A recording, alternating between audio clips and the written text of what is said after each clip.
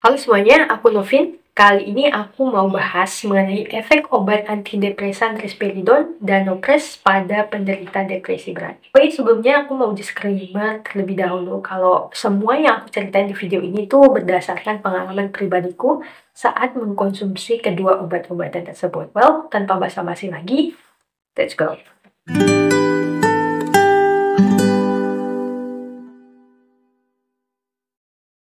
Oke teman-teman, seperti yang aku bilang di videoku sebelumnya tentang efek antidepresan alprazolam dan Nopres bagi penderita depresi berat, yang mana linknya aku sertain di kolom deskripsi video ini. Saat konsultasi ketiga, psikiater mengganti resep obatku. Jadi yang tadinya alprazolam menjadi risperidon. Nah, efek yang aku rasain saat mengkonsumsi resep baru ini tuh sangat bertolak belakang teman-teman sama resep-resep sebelumnya. Yang tadinya pas mengkonsumsi alprazolam, itu tuh yang mana bikin lemes dan ngantuk gitu tuh. Nah, risperidon ini justru malah bikin aku jadi bersemangat banget. Jadi kayak berasa kayak punya energi yang meletup-meletup gitu loh. Gitu. Pokoknya tuh nggak bisa diem. Terus juga tingkat kepercayaan diriku tuh juga jadi meningkat deras. Yang tadinya aku takut banget bersosialisasi, bahkan kayaknya saat itu tuh aku lebih takut ketemu manusia deh daripada hantu.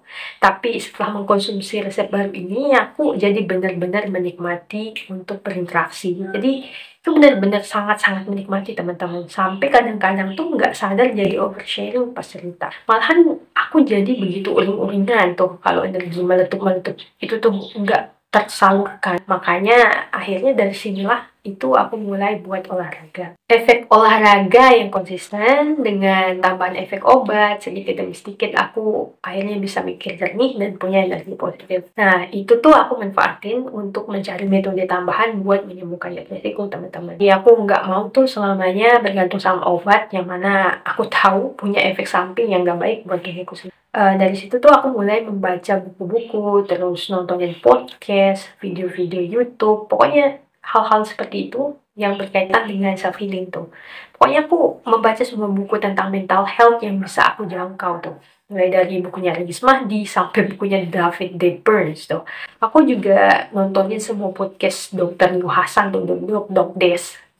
Kemudian Dr. Jimmy Ardian, kemudian Dr. Andri Psikosomatik, bahkan sampai podcastnya almarhum Mas Reza Gunawan tuh. Semuanya aku tontonin. Dan nggak cuma dari segi medis, psikologi, kemudian pengobatan holistik, aku juga mencari metode self healing melalui agama teman-teman. Jadi aku mantengin channel Abi Quraisyihab juga. Tapi ya tentu saja selain efek baik, aku juga merasakan efek yang gak enak. Nah, efek yang aku rasain setelah mengkonsumsi risperidon yang digandeng dengan Nopres itu cukup bikin galau teman-teman. Di satu sisi tuh secara energi dan semangat, risperidon ini sangat ngebantu aku tuh. Jadi cocok obat itu di aku. Tapi di satu sisi efek sampingnya tuh rada aneh di diriku. Bukan aneh yang gimana-gimana sih, tapi cukup bikin kepikiran. Kayak misalkan nih, kulitku jadi kering banget, terus kayak kuku-kuku kakiku tuh mulai mengering teman-teman. Pokoknya jadi rapuh banget deh.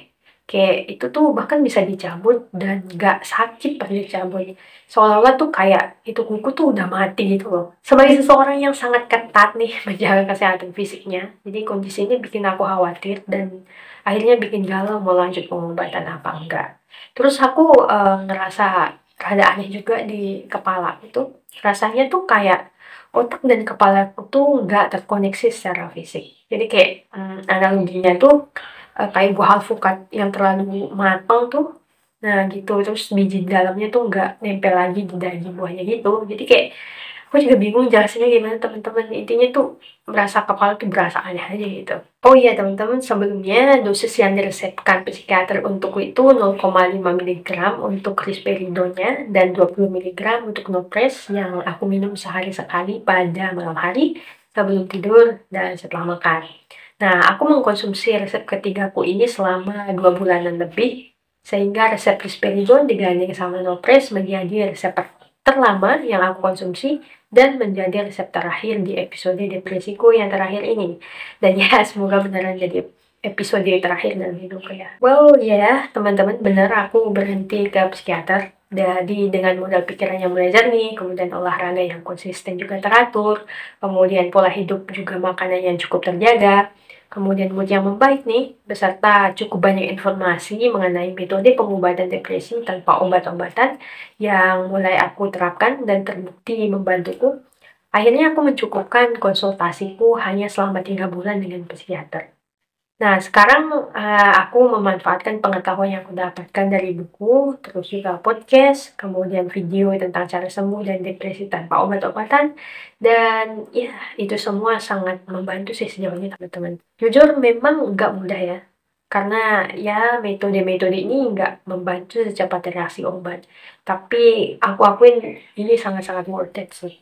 Nah, kalau kalian penasaran nih metode-metode apa saja yang aku gunakan untuk membantuku sembuh dari depresi, yang sebenarnya sekarang belum bisa dikatakan sembuh seutuhnya sih, tapi setidaknya perkembanganku cukup baik dan itu tanpa obat-obatan yang memiliki efek samping teman-teman. Oke, untuk hal itu aku akan bahas di video lainnya ya. Itu saja teman-teman untuk video kali ini. Terima kasih sudah menyaksikan. Semoga membantu dan bermanfaat. Oh ya, lagi-lagi nih teman-teman, kalau teman-teman pernah mengkonsumsi obat-obatan antidepresan nih misalkan, yang mana mungkin sama atau berbeda dengan yang aku konsumsi, boleh banget ya di-share di kolom komentar ya. Siapa tahu komentar teman-teman bisa membantu mereka yang sedang membutuhkan informasi berdasarkan pengalaman real orang lain mengenai obat antidepresan dan sejenisnya. Well, sampai ketemu di video lainnya.